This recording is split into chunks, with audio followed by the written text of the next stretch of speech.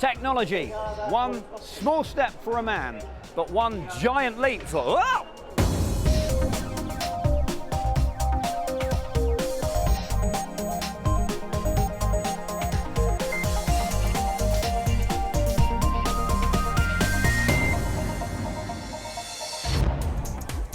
Welcome to Click. I'm Spencer Kelly, and welcome to the only technology expo I've ever been to where you can experience what it feels like to bounce on the moon, all in the aid of promoting sensors and USB connectors.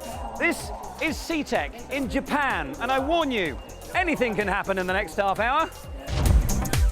It's a show like no other, and we'll bring you the very best and the most bizarre tech we can find. We'll hit the road in some high-tech transport and hit the dining table with some high-spec specs. Oh, not forgetting the smartest sushi this side of Blade Runner. All that plus the latest tech news and the very best of the web in Webscape.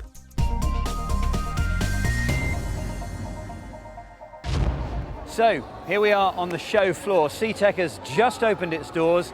And this is a really exciting tech event because unlike some of the trade shows that we go to around the world, here we're not being hit over the head by just product launches. Here you actually get to see the research which is still going on and which may change the world sometime in the next decade or so.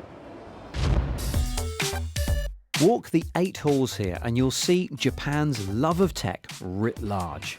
Japanese culture embraces it, and the people here are quite happy to attach it to anything and everything. In fact, many of the devices that go on sale here are so particularly Japanese that they never leave the country. However, the kit making the biggest splash here at CTech this year is something that is very much catching the eyes of the whole world. And here's LJ Rich to take a look. Thanks, Ben. Well, one of the undoubted stars of the show is behind me. It's NTT Docomo's translation glasses. And look, people are actually queuing up to have just a few minutes to play. A lot of these trade show attendees go abroad as part of their work, and chances are they'll also need to eat out while they're away. So this is a scenario familiar to many a traveller. You can't understand the menu. And the idea is that these translating glasses are going to turn the Japanese that I see in front of me into tasty English that I can read and understand. These glasses will recognise the Japanese characters and give me a translation on the fly. Though there's going to be a difference between cultural translation and literal translation, so some dishes might look a little less appetising to the discerning gourmand. And it does kind of work. However, it requires a very fast connection in order to be able to get that processing to you before you can order. That's because this is a data-hungry system involving real-time image manipulation and sending live video to the cloud. Now, because of all that high-end processing, understanding the world around us is quite possibly the last great hurdle for computing. And while LJ's glasses interpret what we see, this thing is trying to make sense of what we do. The smartphone inside this prototype frame is recognizing gestures, allowing you to scroll the screen without actually touching it. And unlike Samsung's Galaxy S4, which does detect your fingers as they hover just above the display, you can waggle your fingers anywhere near this device and it will get the message. The secret is this tiny ultrasound chip, which creates a sound field around the phone and then measures the distance and direction of disturbances caused by your digits. It works in 3 dimensions, allowing it to understand complex gestures. And if it is taken on by manufacturers, the chip will actually be built into the device instead of being stuck on that nasty external frame. After all, who wants a frame in this day and age? Certainly not LJ. Well, you know me, Spen, I'll watch anything. And like most of us these days, the screen takes second place to the content. But despite this, Sharp is determined to make us fall back in love with display tech, showing off new concept screens like this frameless IGZO LCD. This is a big deal because traditional TVs need beveled edges. Those edges are where the device sends electrical charges to control pixels. As if TVs weren't thin enough.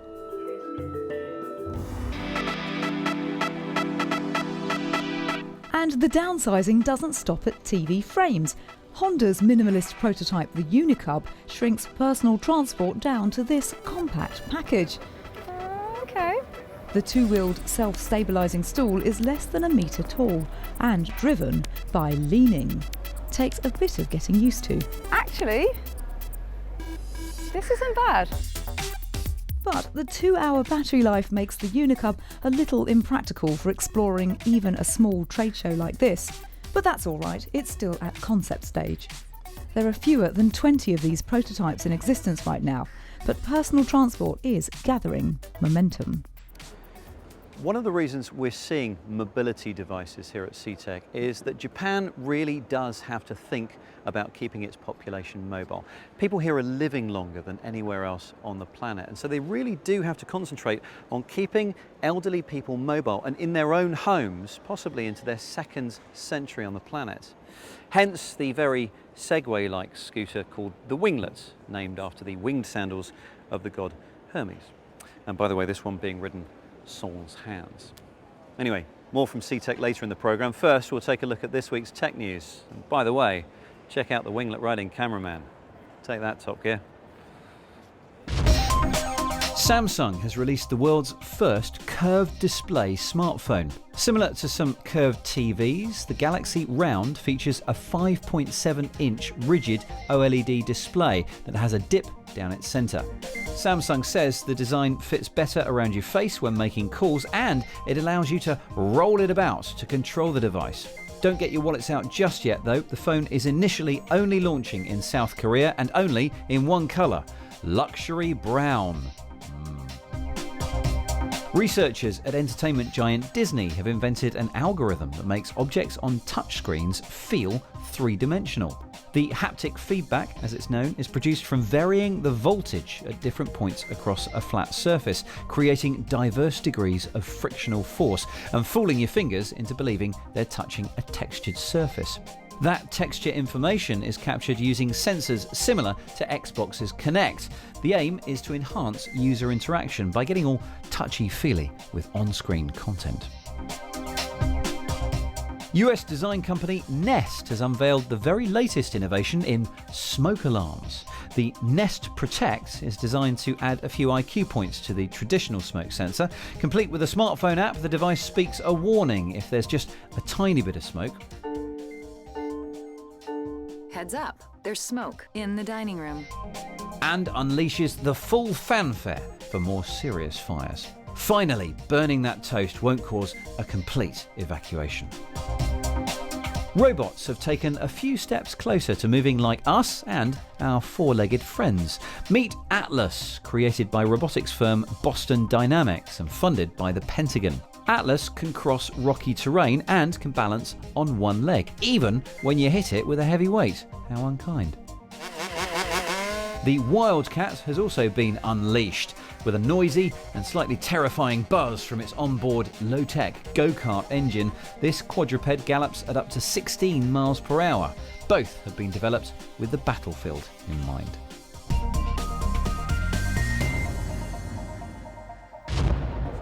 Oh no, we have a crisis. I was about to whip us all up a spot of sushi, but no wasabi. What's a chef to do? Well, fortunately, CTEC has served up the solution. You grab your fridge side remote control, locate the wasabi button, and upload your wasabi requirements to the cloud. At which point all of your family and friends are notified of this wasabi vacuum, and hopefully one of them will pop to the shops on the way home and your horseradish-based disaster will be averted. Actually, I prefer my dining to be a little less frantic. And if I'm honest, with the cooking done by someone else. So, time to take a break from the show and go in search of a spot of Zen lunch. Not, of course, that anything here is devoid of a touch of technology, including the food.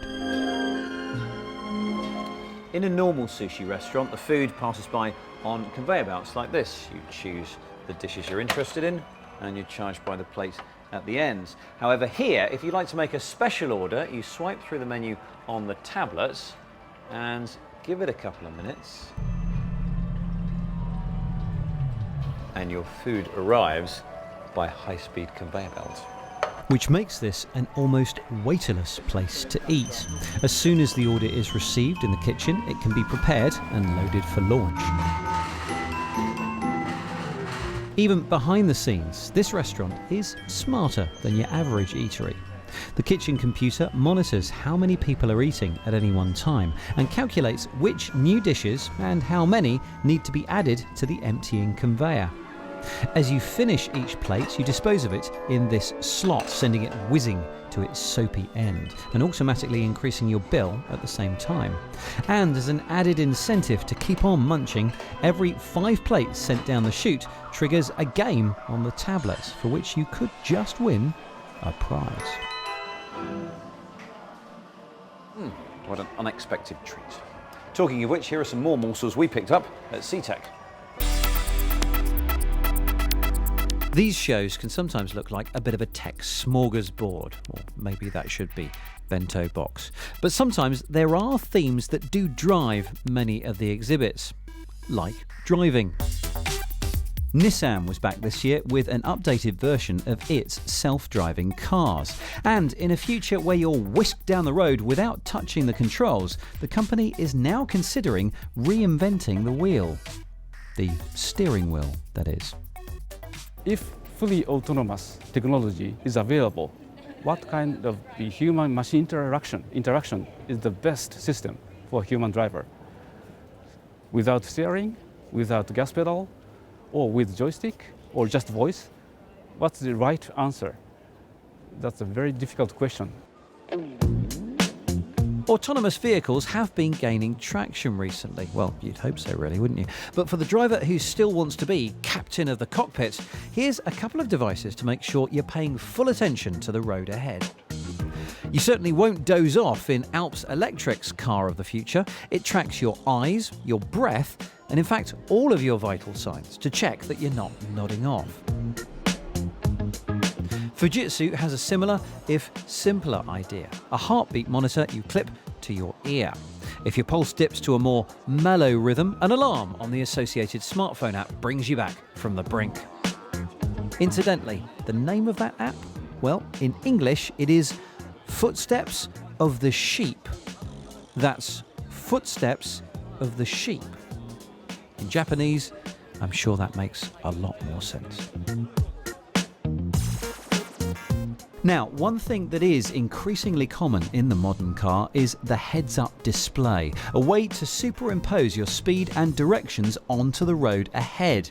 Like several models already in production, Mazda's virtual instrument panel projects and reflects information straight into your eyeline. It's a nice idea, and my eyeline doesn't have to drop quite as much to see the speed or the directions as it would in a normal car. Although I have to say, as soon as I shift my position just a little bit, I can't see the display anymore because the angle's wrong. And I guess this is really just a placeholder for a time when your entire windscreen becomes your display, and that'll be really exciting. And that's exactly what Pioneer's showing off just across the hall, where LJ Rich is back in the driving seat. Yes, it's nice to have a sit down, though before you rush to the showroom, Spen, this is just a concept, not a working model. Feeding drivers relevant information is the whole point of a heads-up display. In this case, the entire windscreen receives graphics from a projector on top of the dashboard. Even though data from the sat-nav was displayed across my whole field of vision, I didn't feel overloaded with information.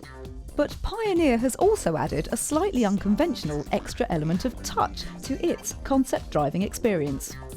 A vibrating steering wheel that lets you know when you're getting a bit close to something.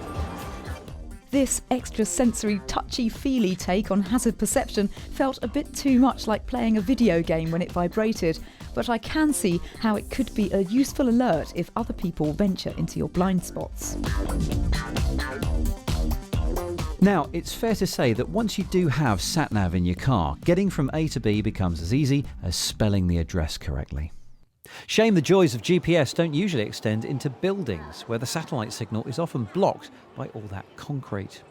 And that means finding your way around a trade show or any other unfamiliar space is a case of, well, indoor orienteering. Unless, that is, you own a device fitted with the sensors I'm currently wearing on my wrist. Alps Electric has combined an accelerometer, gyroscope and compass to accurately measure which way you're pointing and the number of steps that you walk in that direction. As long as you give it a starting point, it can then work out precisely where you are on its map. Now, the coolest thing about this is how it works out which floor you're on, because this sensor can measure the air pressure so precisely that it can tell your altitude to within about 8 centimetres, which actually means not only can it tell which floor you're on, but if you look at the air pressure figure on this tablet here, you'll see that it can tell the difference between your head, shoulders, knees and toes. Knees and toes. Wherever you do walk, however, you must make sure you walk there in style. Right, LJ? Yes, I'm all for personal improvement, but years of carrying my camera kit around has made my posture less than perfect. Cue this device from Omron aimed squarely at the Japanese market. Like the indoor sat-nav, this beautiful walking dongle has a small accelerometer inside that connects via Bluetooth to a mobile. Walk 10 steps and your walking style is analysed based on those sensor readings. Looks frivolous, but its inventors say the app should help to improve your posture. This device reflects the growing trend of sensor-based data analysis and feedback. Flamingo, duck or struggling penguin will display specific exercises tailored to your personal result. I did this test 4 times, walking a little differently each time, but every time... Oh no! Penguin. Personally, I think penguins are underrated, so keep on waddling, LJ. And here's something that might not correct your posture. Oh, Sorry. it's okay. But it should stop you from, well, throwing your back out. Anyone who has to repeatedly lift heavy weights, take a look at this. This is a 20 kilogram weight, and this is a muscle suit. Ready? Hope my osteopath's not watching this. Oh! That's weird. It's basically a pneumatic backpack which straightens and bends these supports on your upper legs by inflating special tubes. The strange blue dongle near my chin is the hands-free controller, which, if you're not careful, will bring you upright at a rate of knots. And if you're properly trained, you get to wear the red suit. That's the full-body contraption with arm and leg support that's allowing this chap to lift 50 kilograms. And just to prove that it's the suit doing the work, this is what happens when you switch it off. And just in case you don't have your own power-assisted suit and you actually need to get fit and learn the proper technique, here comes Kate Russell to expand on last week's lot of fitness apps in Webscape.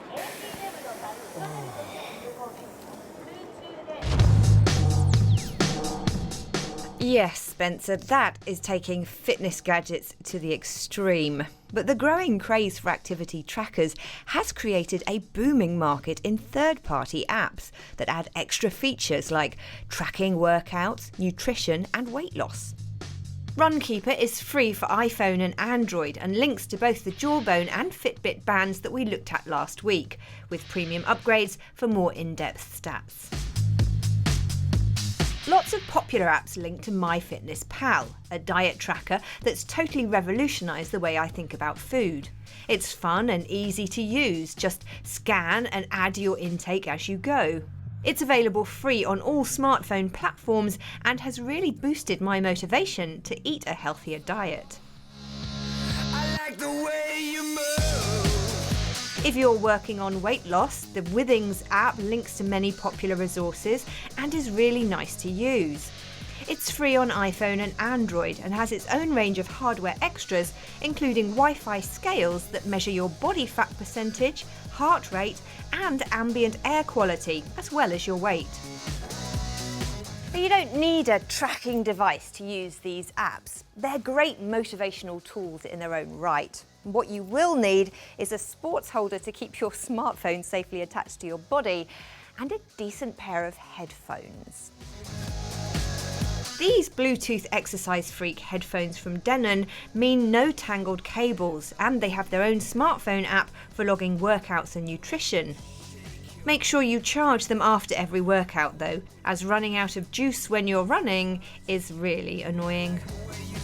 These Aftershocks headphones use bone conduction to deliver sound, which leaves your ears open to alert you to hazards, a really important safety feature when exercising in urban areas.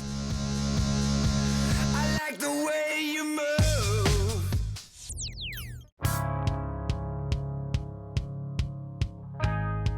When it comes to incentives, most of the fitness and motivational apps I've tested have failed. Sorry, but I grew out of badges, cups and squeaky screen pets when I was about 10. It's the apps that gamify exercise that I've got most out of, like Zombies Run, which plays out an ongoing drama in between tracks from your favourite playlist. Run 5, we had a zombie attack last night and we're low on everything. We need whatever you can find. Get going. If you're not up to running, just walking a bit more can have a huge impact on your overall health and well-being. This early game for Android sets the world around you up as the playing space for a huge multiplayer game similar to Capture the Flag. You choose your side, the Enlightened or the Resistance, then walk around collecting energy sources and attempting to take over any bases you come across. You'll be surprised how quickly those recommended 10,000 steps a day will add up when your mind is absorbed in a game.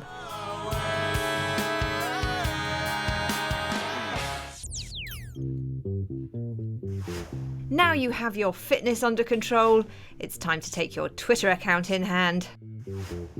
Tame.it lets you see at a glance the top hashtags, users and links in your timeline. One of the most annoying things about trying to quit a service is searching around for the right page to delete your account. We've all been there, I'm sure. Me perhaps more than most, as I've been doing Webscape for more than 10 years.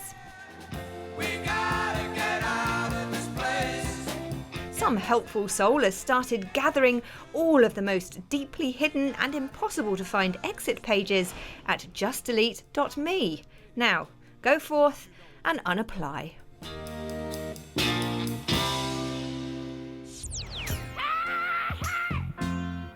Yahoo Mail has had a major facelift this week, most noticeably introducing rich themes inspired by 24 different Flickr photographs.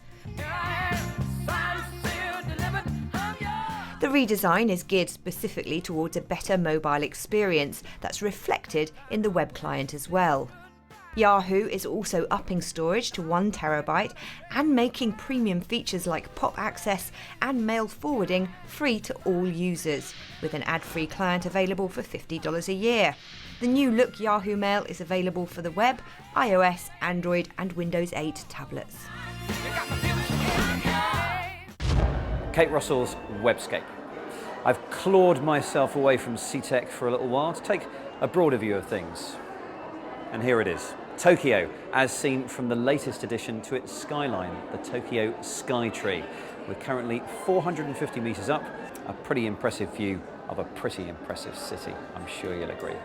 But that's it for now from Click in Japan. We'll actually be back here in a few weeks' time. In the meantime, you can watch parts of this programme again online. bbc.co.uk/click is our website, and you can get in touch via email, click@bbc.co.uk, or you can get hold of us on Twitter, Facebook and Google+ too.